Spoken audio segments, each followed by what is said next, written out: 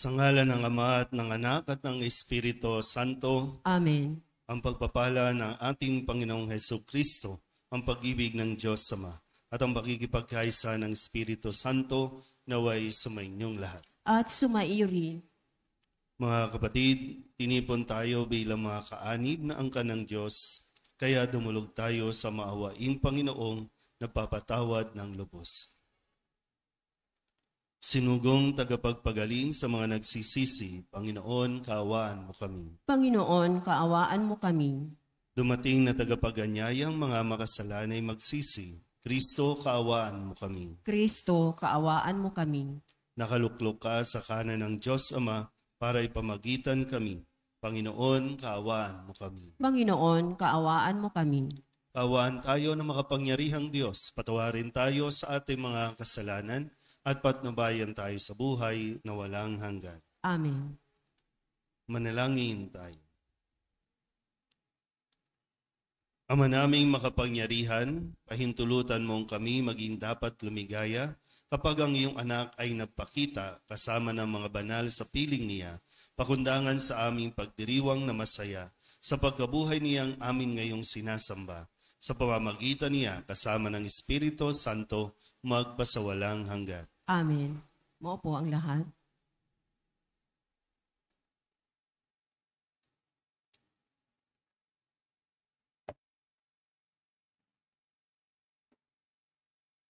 Pagbasa mula sa mga gawa ng mga apostol.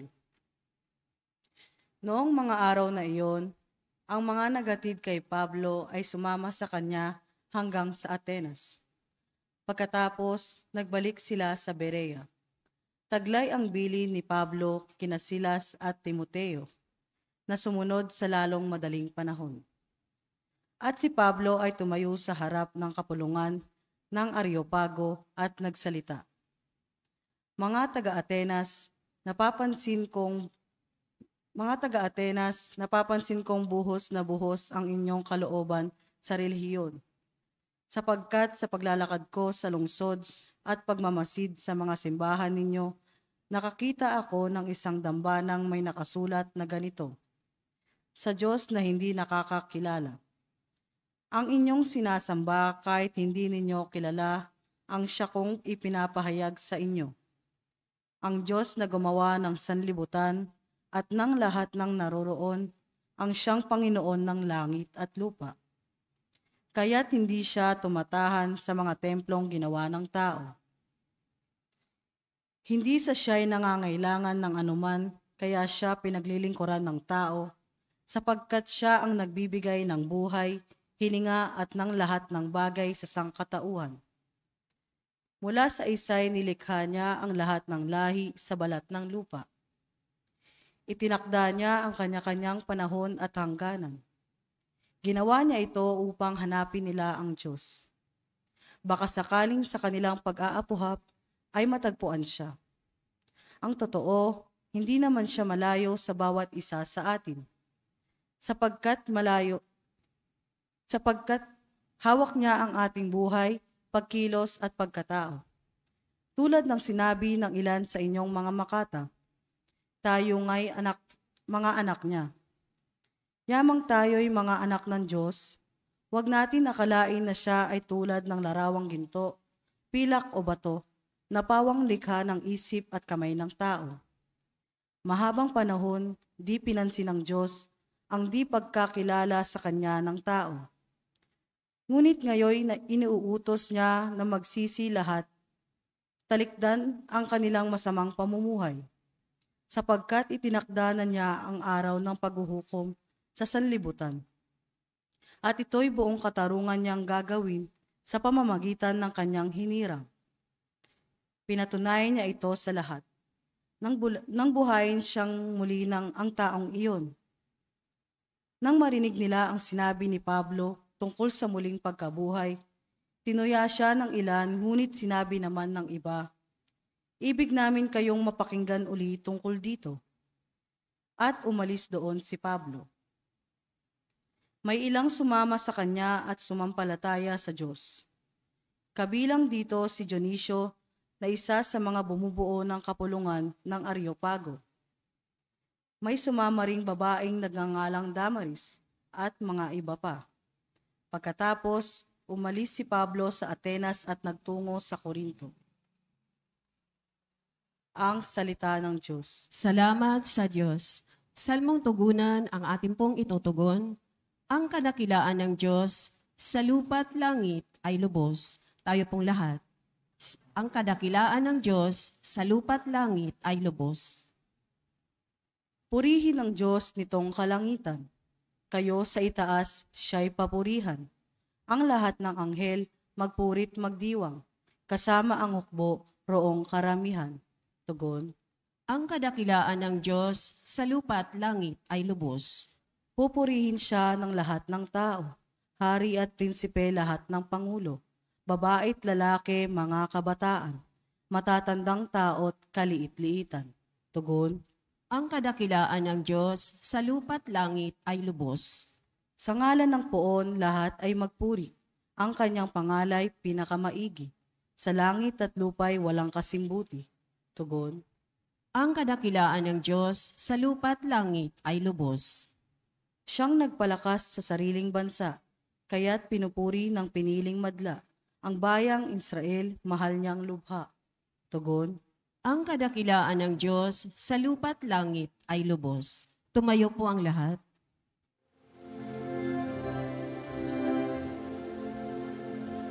Hallelujah, hallelujah, hallelujah, hallelujah, hallelujah.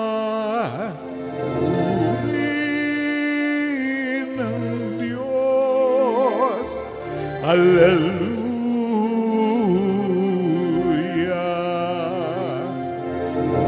Purihin ang Diyos, hallelujah.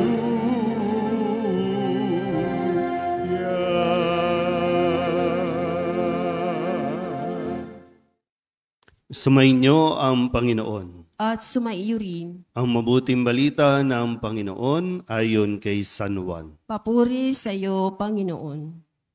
Noong panahong iyon, sinabi ni Jesus sa kanyang mga alagad, "Marami pa akong sasabihin sa inyo, ngunit hindi pa ninyo kayang unawain ngayon. Pagdating ng Espiritu ng katotohanan, tutulungan niya kayo upang maunawaan ninyo ang buong katotohanan. Sapagkat magsasalita siya, hindi sa ganang kanyang sarili. Sasabihin niya sa inyo ang kanyang narinig at ipapahayag ang mga bagay na darating. Pararangalan niya ako, sapagkat sa akin magmumula ang ipapahayag niya sa inyo. Ang lahat ng sa Ama ay akin. Kaya ko sinabing sa akin magmumula ang ipapahayag niya sa inyo." Ang mabuting balita ng Panginoon. Pinupuri ka namin, Panginoong Hesukristo. Maupo po ang lahat. Isang magandang umaga po sa inyong lahat. Ngayon po ay Miyerkules sa ika-6 na linggo ng Pasko ng Pagkabuhay. At kung tutuusin po, ito ang pinakahuling araw ng Pasko ng Pagkabuhay. Mayroon pong ayon sa liturhiya ay ang pag-akyat ni Jesus sa langit ay magaganap bukas, Huwebes. Pero dahil nga po mas ninanais ng simbahan na mas maraming tao ang makapagdiwang, kung kayan ito po ay iminub sa pinakamalapit na linggo. Kaya sa linggo ay ang pagdiriwang ng pag-akyat ni Jesus sa langit. Pero bago yan, ito po muli ang ginagawa ni Jesus sa kanyang mga alagad. Inihahanda niya ang kanyang mga alagad sa kanyang pag-alis at muli ipinapakilala at kinukondisyon na rin ang kanyang mga alagad doon sa darating. So may aalis pero may darating. So yung transition na ginagawa ni Jesus para sa kanyang mga alagad para hindi po ito para bang maiwan lang o makaramdam na iniwan lang sila basta-basta. Dahil hindi po ganon ang hangarin ni Jesus. Kaya ipinapakilala na sa atin Bagamat 2 linggo mula ngayon ay pagdiriwang natin ang pagbaba ng Espiritu Santo o yung Pentecostes naman.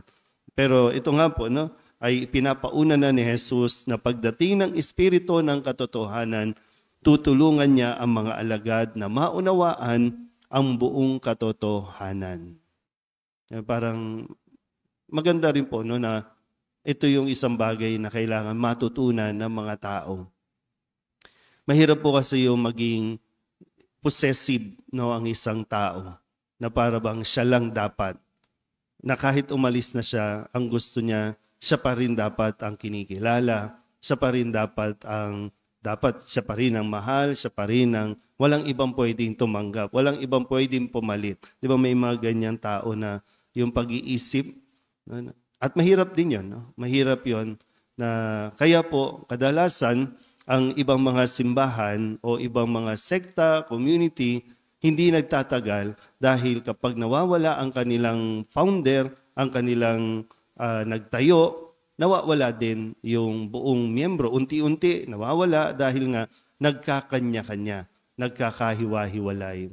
Ito yung kagandahan po, no, sa ating simbahan dahil mula kay Jesus, nagpatuloy, ipinapasa, inihahanda din ng mga taong pinalitan o ng mga taong aalis yung pagpapatuloy, no, ng gawain ni Jesus. Yung consistency, no, yung continuity ng mission ay itinutuloy. Hindi yan basta binubura, hindi tinatanggal, kundi itinutuloy, no, at patuloy na isinasakatuparan yung pinaka-goal, no, yung pinaka-mission na lahat tayo ay makakilala, manumbalik, magsisi, nang sa ganon ay makabalik tayo sa Ama. Kaya di ba, yung ginagawa ni Jesus, ipagpapatuloy ito ng Espiritu ng katotohanan. Sana ganun din tayo, no? Sa simbahan, sana ganun din. Alam natin na hindi tayo magtatagal. So anong ginagawa natin? Sa pamilya, alam ninyong hindi kayo magtatagal dyan. Ano ang ginagawa natin para ihanda sila sa ating pag-alis? Kasi mahirap po, no? Minsan na kapag nawala ka, wala nang gumagawa ng mga bagay na ginagawa natin. Kasi wala tayong inihanda. Wala tayong trinain. Diba? Minsan sa simbahan, ito yung nagiging isang napapabayaan o nakakalimutan. Kasi nga, laging tayo na lang, ako na lang. Paano na pag nawala ka? Sino magpapatuloy? Kasi nga, hindi natin inihanda. Hindi natin ito dapat baliwalain, hindi ito dapat pabayaan.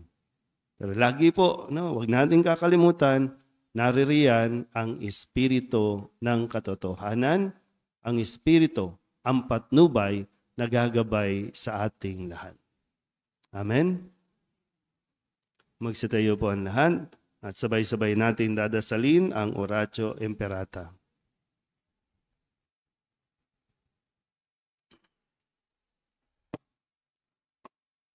Sabay-sabay po. Ama naming mapagmahal na lumikha ng sangkalupaan at sanlibutan at ng mga kahangahangang kalikasan na dinadaluyan ng buhay ng inyong mga nilikha. Mapagpakumbaba kami sumasamong ipagkaloob mo na ipagadya kami sa matinding init na bumabagabag sa mga tao ngayon, umahadlang sa mga gawain at nagdudulot ng panganib sa buhay at hanap buhay. Bumuhos nawa ang biyaya ng ulan upang tubigan ang aming mga bukid at mga nanunuyong lupa. Mapigil ang mapipintong krisis sa tubig at kuryente at pati rin ang aming mga uhaw sa tubig araw-araw. Sa hudyat ng iyong salita, sumusunod ang hangin at dagat. Iunat mo ang iyong mapalang kamay upang huminto na ang patuloy na pag-init ng panahon, nang iyong bayan ay maging abala sa mabubungang gawain, at ang mga kabataan ay magpatuloy sa kanilang pag-aaral, nang may kapanatagan at kaginhawaan. Diyos naming maawain at mapagbigay, imulat mo ang aming mga mata sa kayamanan at kagandahan ng iyong mga nilikha, at tubugin mo kaming maging mapagmalasakit para sa kalikasan. Turuan mo kaming maging mapagkatiwalaang tagapangalaga ng iyong nilikha, upang mapakinabangan namin ito ng may pananagutan, at mapangalagaan ito laban sa pang-abuso at paglulustay. Ngayong panahon ng krisis, mahal naming Panginoon, himukin mo kaming lalo pang magbahagi, maglingkod at magmahal. Mapagmahal na Diyos, Ama ng aming Panginoong Hesukristo, ipinagkatiwala mo ang bayang Pilipino sa makainang pagkalinga ng mahal na Birheng Maria. Dinggin mo ang mga panalangin ipinamimintuho namin sa Kanya para sa pagtataguyod niya sa amin, ang bayan labis niyang minamahal. Hinihiling namin ito sa pamamagitan ng aming Panginoong Hesukristo na nabubuhay at naghahari kasama mo at ng Espiritu Santo magpasawalang hanggan. Amen. Mahal na Birhen ng Guadalupe, Ipanalangin mo kami. Santa Rosa ng Lima, Ipanalangin mo kami. San Lorenzo Ruiz, Ipanalangin mo kami. San Pedro Calungsod. Ipanalangin mo kami.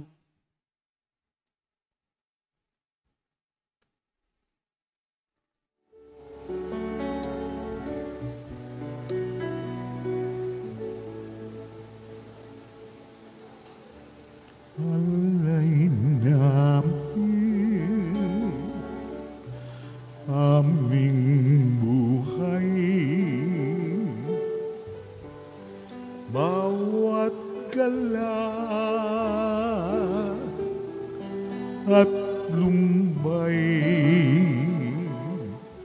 bawat pangarap naming taglay, sa palad mo ilalagay.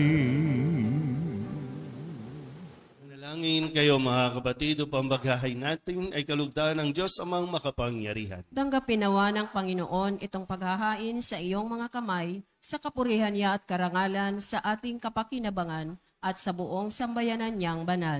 Ama naming lumikha sa paghahain ng banal na pagpapalitan ng iyong mga kaloob at na aming alay, kami pinapagsasalo mo sa iyong buhay na namumukod tangi at walang kapantay. Ipagkaloob mo ang aming pakikinabang sa iyong pakikisamang aming maaasahan ay siya ring umiral sa aming pamumuhay araw-araw sa pamamagitan ni Jesucristo kasama ng Espiritu Santo magpasawalang hanggan. Amen. Sumainyo ang Panginoon. At sumaiyo rin. Itaas sa Diyos ang inyong puso at diwa. Itinaas na namin sa Panginoon. Pasalamatan natin ang Panginoong ating Diyos. Marapat na siya ay pasalamatan. Ama naming makapangyarihan, tunay ang marapat na ikaw ay aming pasalamatan. Ngayong ipinagdiriwang ang paghahain ng Mesiyas, ang maamong tupa na tumubos sa aming lahat. Ang katawan ng anak mong sa krus sa bayubay ay handog ng pag-ibig na walang kapantay. Ito ang paghahaing ganap mong kinalugdan. Ito ang nilonggati ng dating pag-aalay. Ang buong sarili ng anak mong si Jesus ay inihain sa iyo upang kami matubos. Siya ang dambana at paring naghahandog, siya pa rin ang tupang handog na ibinukod. Kaya kaysa ng mga anghel na nagsisiawit ng papuri sa iyo, nang walang humpay sa kalangitan, kami nagbubunyi sa iyong kadakila.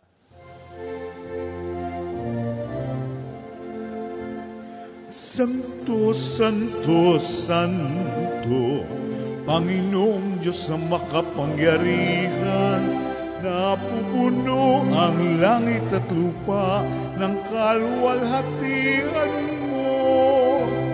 Hosana sa kaitaasan, pinagpala ang naparirito sa ngalan ng Panginoon. Hosana sa kaitaasan. Ama naming banal, ikaw ang bukal ng tanang kabanalan. Kaya't sa pamamagitan ng iyong Espiritu, gawin mong banal ang kaloob na ito upang para sa aming maging katawan at dugo ng aming Panginoong Hesukristo. Bago niya pinagtiis ang kusang loob na maging handog, hinawakan niya ang tinapay, pinasalamatan kaniya, pinaghati-hati niya iyon, iniabot sa kanyang mga alagad at sinabi, tanggapin ninyong lahat ito at kanin, ito ang aking katawan na ihahandog para sa inyo.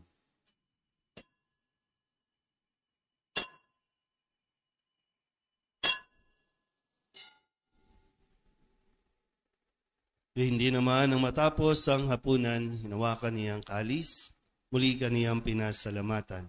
Iniabot niya ang kalis sa kanyang mga alagad at sinabi, "Tanggapin ninyong lahat ito at inumin.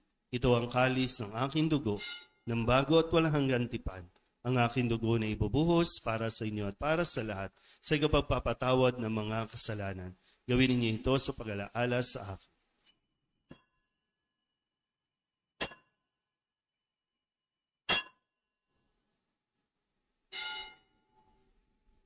Ipagbunyi natin ang misteryo ng pananampalataya. Si Kristo'y namatay, si Kristo'y nabuhay, si Kristo'y babalik sa wakas ng panahon.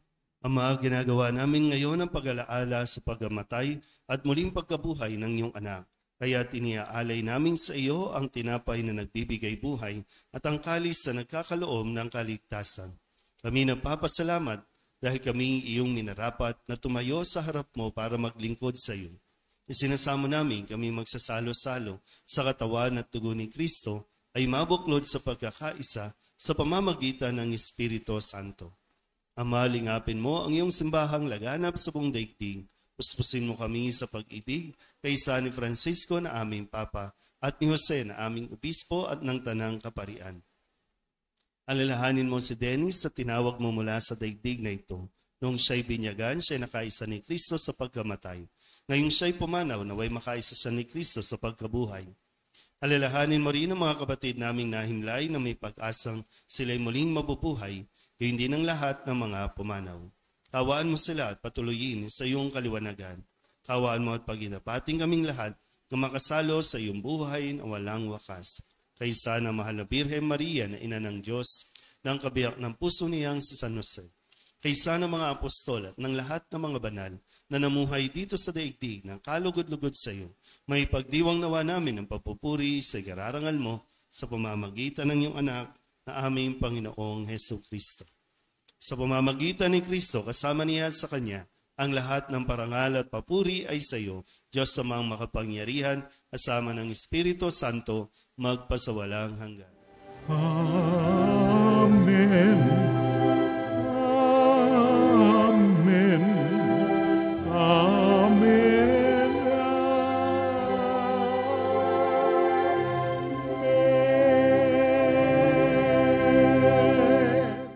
Sa tagubili ng manakagagaling na utos at turo ni Jesus sa Panginoon natin na Diyos, ipahayag natin ang lakas loob.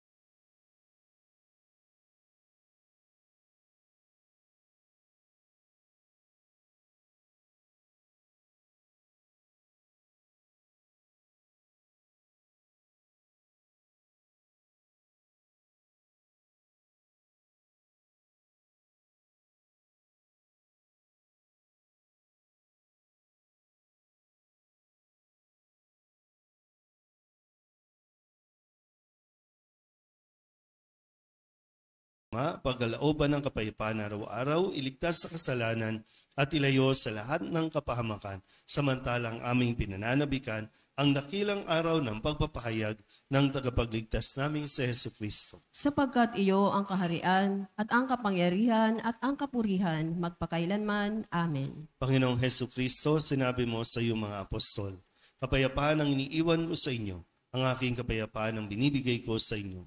Tunghayan mo ang aming pananampalataya at huwag ang aming mga pagkakasala.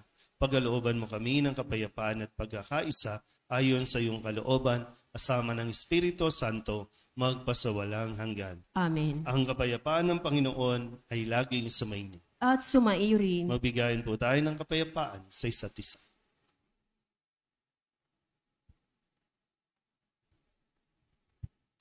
Kordero ng Diyos na nag-aalis ng mga kasalanan ng sanlibutan, maawa ka sa amin. Kordero ng Diyos na nag-aalis ng mga kasalanan ng sanlibutan, maawa ka sa amin. Kordero ng Diyos na nag-aalis ng mga kasalanan ng sanlibutan, ipagkaloob mo sa amin ang kapayapaan. Lumuhod po ang lahat.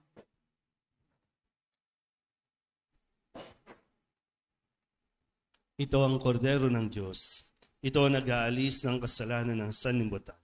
Mapalad ang mga inaanyayahan sa kanyang piging. Panginoon, hindi ako karapat-dapat na magpatuloy sa iyo, ngunit sa isang salita mo lamang ay gagaling na ako. Katawan ni Kristo. Amen.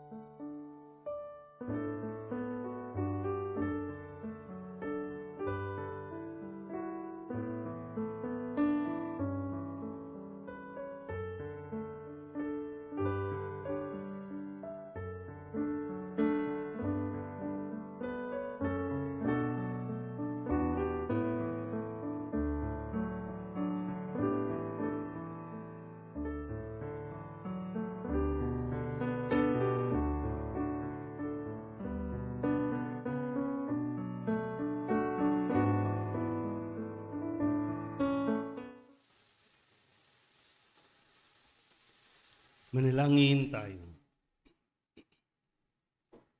Ama naming mapagmahal, manatili kang kapiling ng iyong sambayanan na ngayon pinapakinabang mo sa iyong sariling buhay. At gawin mong kami pasulong na makahakbang mula sa dati naming pagkamakasalanan patungo sa pagbabagong nagdudulot ng iyong kabutihan sa pamamagitan ni Hesu Kristo kasama ng Espiritu Santo magpasawalang hanggan. Amen. Sumainyo ang Panginoon. At sumaiyo rin. At pagpalain kayo ng makapangyarihang Diyos, Ama at Anak at Espiritu Santo. Amen. Tapos ang banal na misa, humayo tayo sa kapayapaan ni Kristo. Salamat sa Diyos. Magandang umaga po.